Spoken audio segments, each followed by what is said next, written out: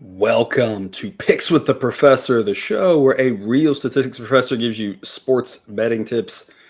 Jake, we are coming off of a 3-0 show day. That's no pressure. Fun. Yeah, no pressure, right? To see if we can do it again. On a normal Saturday, we've sometimes done 4 or 5 games because there's so many good ones. And obviously there are today. There's just a fewer number to choose from. And so I woke up this morning, I was thinking, we might, if we do like 4 games, I can make a joke about how we can't go 3-0 because there's 4 games. No, we're doing 3 games. We can go 3-0. If that is off the table, then something really weird happened. I don't know how to avoid it, except for the fact that we could push, obviously, but whatever it is, we still have the opportunity to go 3-0. It seems like today, which would be a fun way to wrap up the kind of regular season, conference tournament season. I don't know if you call it. Yeah, it's like postseason, but it's not. It's kind of like 50-50. Obviously, selection show will be 36-ish hours from now. We'll find out, who's in, who's out, where everybody's going. And next week, of course, we'll have a lot of shows. I don't know the exact schedule yet, so if you were, you'll have to tune in and be surprised at what we do. It'll be a surprise to you and me both, but we'll do some stuff for sure. Throughout the week, we'll be covering the first 4 games. Like always, we will cover the NIT and the CBI and the LMNOP as well as those get going, usually a little bit later as well. And of course, I have all of the picks and projections in place the day over on Dub Club, so you can check that out if you have not yet.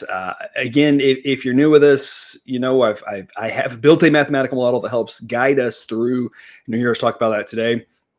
A ton of great action throughout the day, a ton of trophies to be handed out today, and we're going to talk about 3 of those title games, starting off with 6 p.m. Eastern, New Mexico and San Diego State. Jake, I'm just excited that the Mountain West is good again. When it's not good, it's sad. This is a very fun basketball conference, and the fact that these teams here, 2 of the best teams in the conference have made it to the title game. And, there have been so many other good teams as well, throughout the season here in the Mountain West. New Mexico and San Diego State will be battling it out here. I don't know what to say about these 2 teams. They're both really good, and that's part of the reason why we're on New Mexico at plus 120 is just the plus odds. Sideline does give a slight lean to New Mexico, says they win 54% of the time. Even if that's closer to 50-50, this is a game where I don't know what's going to happen. It should be fantastic to watch. Plus 120 gets it into the Ager category. It's one of our favorites, the WTF game, wrong team favor. Jake, tell us more. Look, these teams split the regular season. New Mexico got about both games weren't necessarily that close. I think New Mexico won by 18-ish and San Diego State won by 11-ish, both on their home courts. And both teams limped into the conference tournament, but they're probably the 2 most talented teams in this conference. So I'm excited to see them play. This game is going to depend on the turnovers.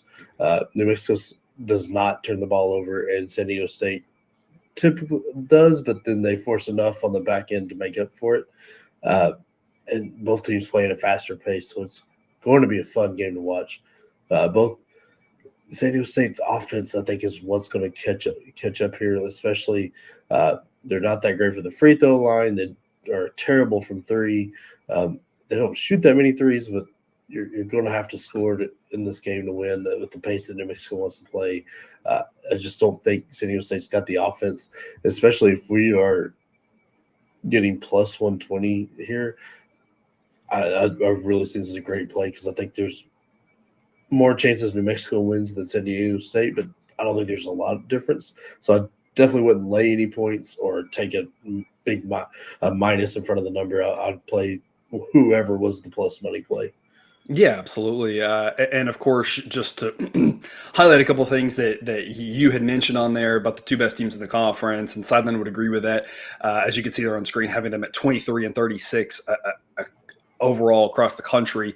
Nevada, Colorado State, Boise State, Utah State, all very good teams ranked according to Sideline in the 40s and 50s. So you got 6 teams in the top 60 here in the Mountain West. So a very strong showing from them this year. But the 2 best according to the model and according to a lot of people's eyeballs as well in the title game makes for a lot of fun. But you can see on screen, just like you talked about, San Diego State's offense being potentially the weakest link here. Of course, their defense is really good.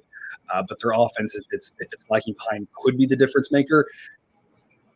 I think about this game a lot like the NC State Virginia game that we had yesterday, and of course it's great to talk about that since we had it as an A grade, and it cashed for us. But part of what we talked about with that game was the true coin toss nature of it and the plus odds, and saying it's going to work out for us more times than not. And I like to remind people as every season ends, just because the season's ending doesn't mean we want to throw our principles and our guidelines out the window, because the season might be ending, but we're about to roll right into baseball. If you decide this is the last day I'm ever going to gamble, sure, I guess you can throw whatever you want out the window, right? Because it's a little bit of a different story. But assuming, you're watching the show and you're thinking you're going to want to bet on this, you're going to bet on the tournament, you're going to want to bet whatever, and you keep going, we have to keep in mind the same things, that in these 50-50-ish games, these plus odds, they're going to work out for us half the time. They're not half the time, but the plus odds are going to slowly build our bankroll, which is what's important. And you saw it as a perfect example in that NC State Virginia game last night. NC State was lucky to get it to overtime. You could say that Virginia had the slightest of edges in regulation, because even though it tied, that was a pretty lucky shot to get it to overtime. Then NC State had the edge in overtime. It balanced out to, again, a pretty coin toss game. Those plus odds worked out for us there. And again, they're not going to work out for us every game. Every plus odd we pick is not going to win, unfortunately. But the principle being, make sure we're playing good prices. And that doesn't matter if it's day 1 of the season or day, in this case, N-1 before we head to the true season. We want to make sure we're playing things smartly. And New Mexico at plus 120 is a fantastic pick. I'd probably want slightly bigger plus odds for San Diego State, but I like exactly what you said, that really is just about plus odds. Anything can happen in this game. We lean slightly to New Mexico. So the fact that we lean towards New Mexico in the plus odds makes us a great 1-2 punch for a great value. But again, as always, people remember, shop around. Have yourself 3 or 4 books. You don't need 10. You can. You're probably going to get diminishing returns. Make sure you're looking around for the best price, especially in these money line games. The difference between 5 cents here, 10 cents here can make a large difference. If you haven't checked them out yet, shop around at BetUS. Sign up link in the show description to get you 125% bonus on your first ever 3 deposits. You might want to check that out if you haven't yet.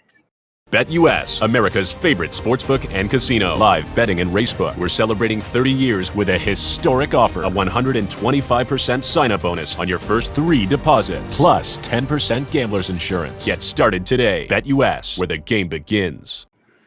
That'll take us to Marquette and UConn battling it out for the Big East title. And, kind of as we mentioned in the previous one right here, the 2 best teams in this conference as well.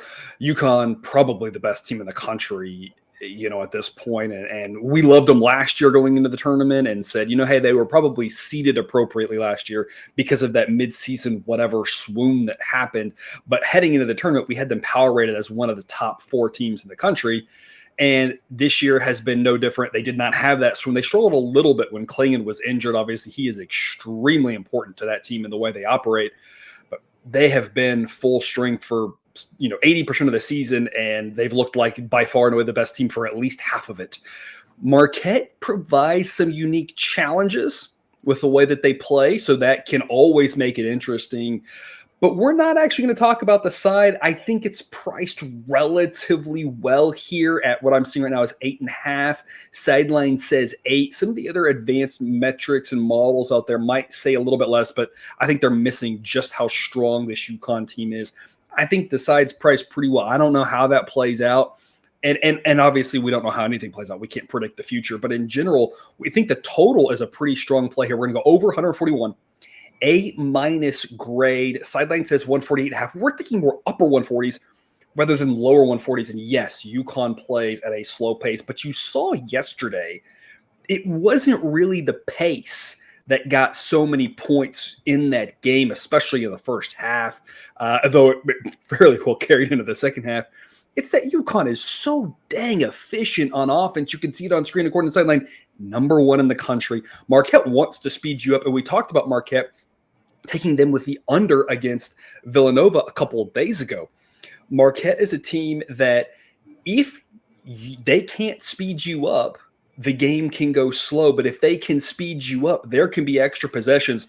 Marquette going into this game has to be thinking hyper speed, try to speed UConn up, because if you play UConn's game, they're going to destroy you. So Marquette has every incentive. Again, we talk about UConn's offense, defense top 10 in the country. Marquette has every incentive to get quick buckets, go in transition, to really try to make UConn uncomfortable. On top of that, UConn's incredibly efficient offense can say, who cares what the pace is? They can put up a ton of points.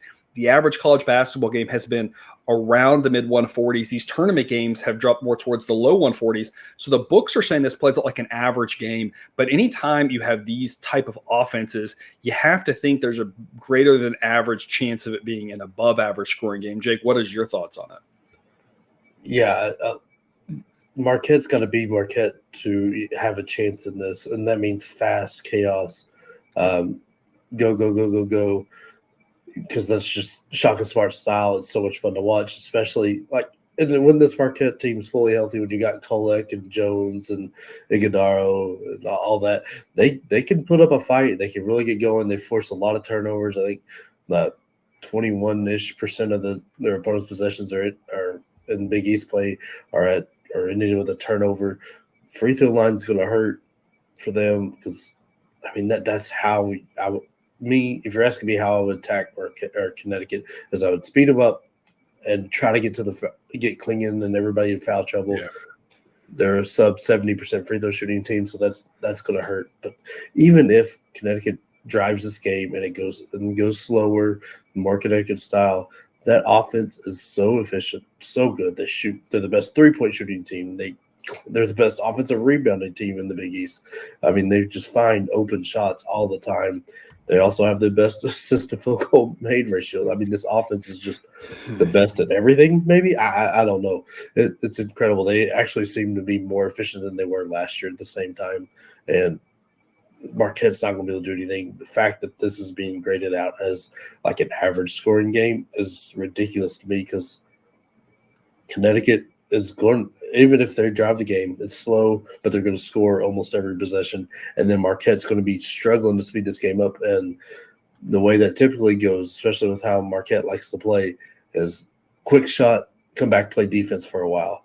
Well, that's only going to help Connecticut's offense because it's going to give them more possessions. And it's just, I don't get this game being set where it's at. I think this stands a good chance to be in the mid 150s. The last time these two teams played, it landed right at 141. And so it seems like it's a little bit of an overreaction of the books of just saying, here's what happened in the last game. And rather than saying, what we always talk about, right, which is that one game, anything can happen. And we shouldn't necessarily say that's going to be a perfect predictor going forward, especially when you consider the fact that, it kind of like we talked about with Marquette Villanova, where we said those previous two games had gone over. And we said, yeah, but thinking about this one, Villanova, knowing their situation, probably going to say we cannot try that again. And then it's swinging to the under. It's not to say that, the first two times the team plays, if something happens, that the same thing can't happen the third time. It's not to say it's going to flip anything. That's not necessarily true. It's just saying we want to not overreact. We don't want to underreact as well, but there's nothing about this matchup specifically that screams it's going to go under, just like the first two matchups did, especially when you consider in the first game, UConn blew them out and Marquette just couldn't score at all. If that happens, again, with any pick, right, we say there's no locks in gambling. There's no guarantees anything can happen. So if UConn blows them out, it is what it is. I'm not sure there's going to be a blowout here, specifically because while Marquette is without Kolek, of course, and he is their best player, Marquette has a lot of depth. We've been talking about this a lot on the Discord this week, that Marquette's still a very good team. I said this from the very start when they played Villanova, don't sleep on this Marquette team.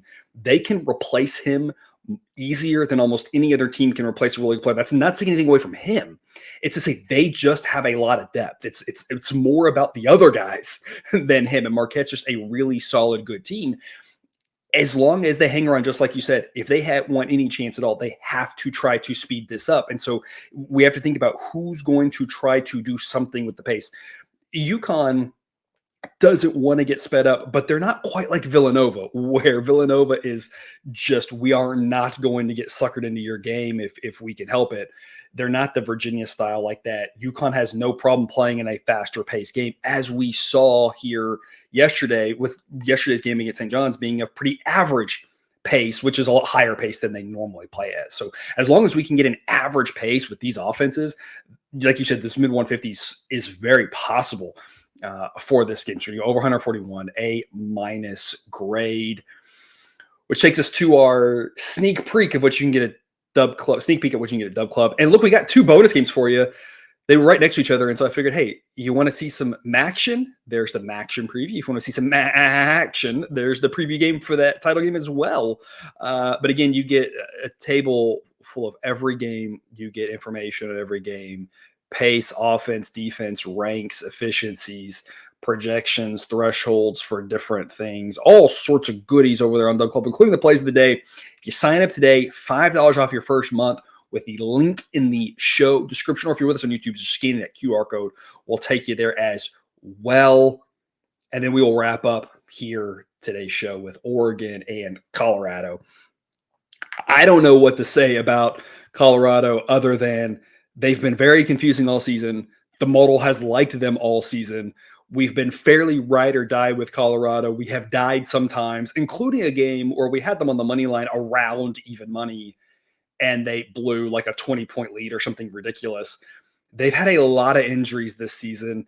Even when they've been healthy, it's almost seemed discombobulated where you can't get the right guys on the court at the same time. They don't know how they're playing with each other. It's been seemingly a lost season for Colorado. And I don't mean that because at this point they're almost assuredly going to make the tournament, but a lost season that this team could have really, and obviously it's great for them to be able to play for the Pac-12 title, but this team could have gotten into the tournament as a 4 or 5 seed and done so much better. But with all the injuries and everything, it's got to be frustrating if you're a Colorado fan. But hey, at the end, where you are now, can't complain about being in the title game. Oregon, not a bad team. I just don't think they're a great team. And I really think this Colorado team has been underrated. Sideline says 3 out of 4 times Colorado wins. That makes minus 125 a B grade. Only B grade because we reserve the A grades for the wrong team favored games, simply because laying odds, laying points in college sports is a scary thing. And so I really do like this play, and it's close to even money. It's just that, we like our plus odds and our points a little bit better because college sports are so unpredictable. We just don't want to get in the habit of playing too many favorites. But in general, this being near even money is completely mispriced. In my opinion, this number should start with a 2. We love Colorado. We've been ride or die with them all season long. Jake, you gave out conference tournament winners that you liked.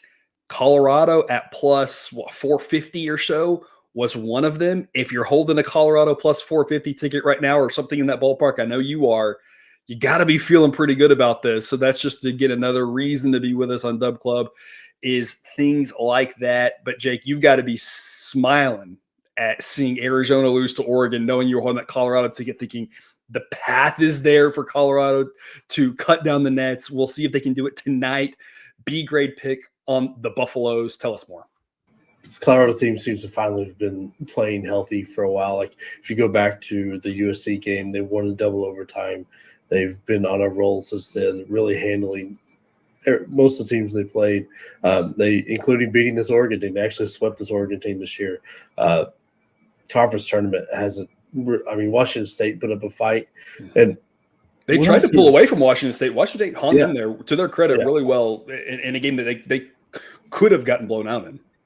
Yeah, I like this Washington State team, but Colorado with Cody Williams playing, he's been on and off the court so much. He is he's going to be a lottery pick. The guy is that kind of good. KJ Simpson, very good. Always forget about Eddie Lampkin. on this Colorado team. Like a couple years ago, him at Kansas State was incredible, TCU. and then he just TCU. Wrong Big 12 promo school. Yep. Yeah. I mean, that's he was unfair. instrumental in TCU as an 8 or a 9 seed. I think they just was it Gonzaga that they gave them like a run for their money, took them really. It was one of the 1 seeds. Yeah, I can't remember which one. I mean, and he was very good player. Yeah, he was like half of the reason that they did that, and he was carrying that team. He's a big boy down there, and he got an incredibly important rebound at the end of that game, and you could see just like a man among boys, just being like, "I'm getting this rebound. You aren't getting around me. You aren't getting over me. Nothing like that." And having that big guy down there can be a difference maker for sure. Yeah, I mean, if you haven't watched a lot of Colorado games and stuff like that, take DJ Burns from NC State. Almost the same exact build, just and same great footwork and lack of jumping ability. But Oregon, on the other hand, man, I don't like. We aren't video game players. You can't just max out all the abilities, right? Unfortunately, yeah. Unfortunately, it's I mean, guy's incredible player. He doesn't have to jump that high. He's 6'11". Sure. He's fine. I really don't like this Oregon team. They've been hot, cold all year. Altman seems to have had real trouble figuring out what buttons to push this year, because like it's not, you can't even call it a home road split. They've got almost as many road wins as they do home wins. It's just the defense isn't there, the offense isn't good enough to pick it up. They don't turn the ball over a lot, but man, they do not shoot the ball well. They're also not the best rebounding team. I know they've won 3 games here in a row, beating a good Utah team in the regular season. Then I don't know if we want to call UCLA a good win, but beating Arizona definitely is. I just think they might have won their conference championship in their heads last night, and we can take full advantage of that with Colorado for the actual championship, because it's really hard to go against who I see as the 2 best teams in this conference and win both when you've struggled all year.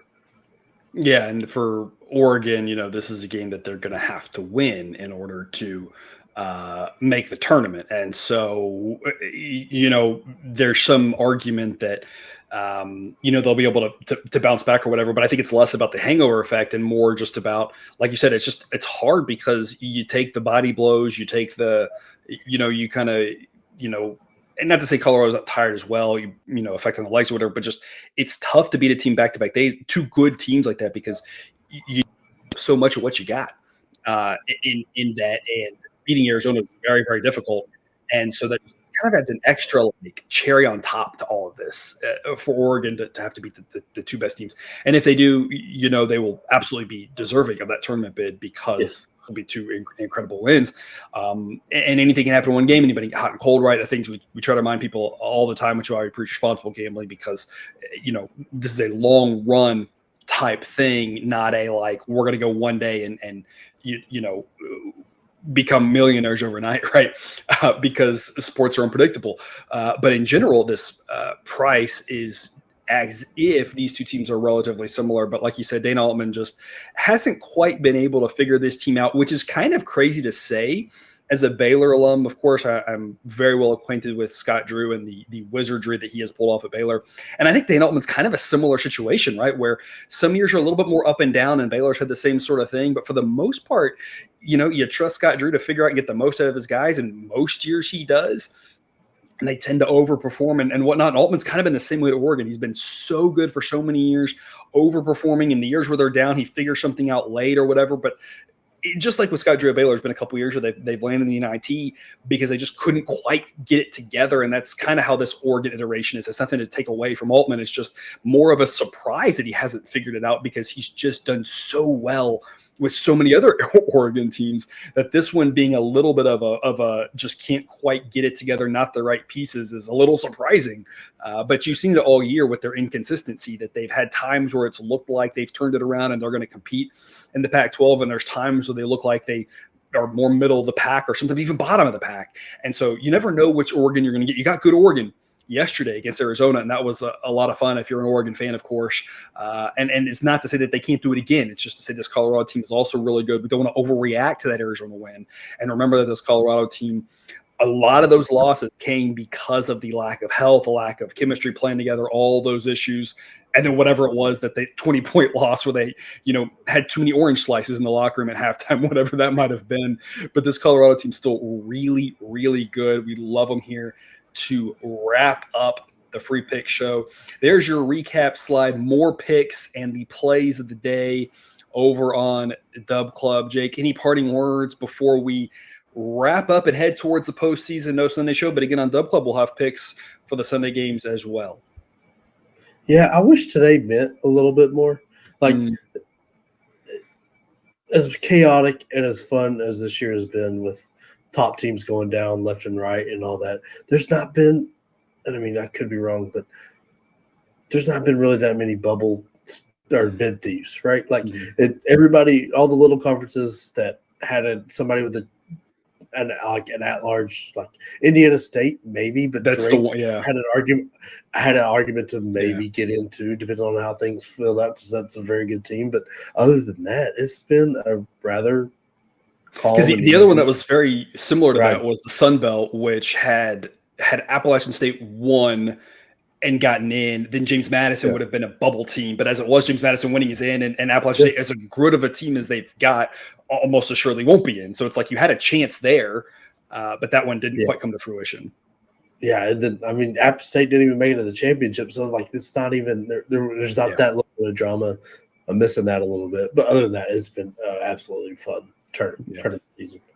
You've got the one we talked about in Oregon. I haven't really looked over too much to see how many other ones there are, but you're right. Unfortunately, it hasn't seemed quite as chaotic with regards to bid stealing as usual. You have the things like the MAC championship game and the MAC championship game that we you had the preview of there at this, right after that you have the Conference USA game, and those three conferences, along with, of course, like the SWAC and the WAC and some of these, the MEACs that are all wrapping up here, are going to be the winner's in and nobody else is in. There's no drama there whatsoever with regards to the bubble. And then you have like the Big East and the Big 12 championship games, which both those teams are in, right? And not to say, I mean, the Big 12 one, obviously, Iowa State and Houston, both those teams absolutely. Fantastic game. Oh, yes. And both those teams absolutely want to win that. Iowa State always has a chip on their shoulder, and the Big 12 always treated like the little brother of the Big 12. Houston being the new little brother of the Big 12 and had a massive chip on their shoulder. Both these teams want to win it, but they're both in the tournament, right? So there's no drama there for Selection Sunday. But maybe NC State?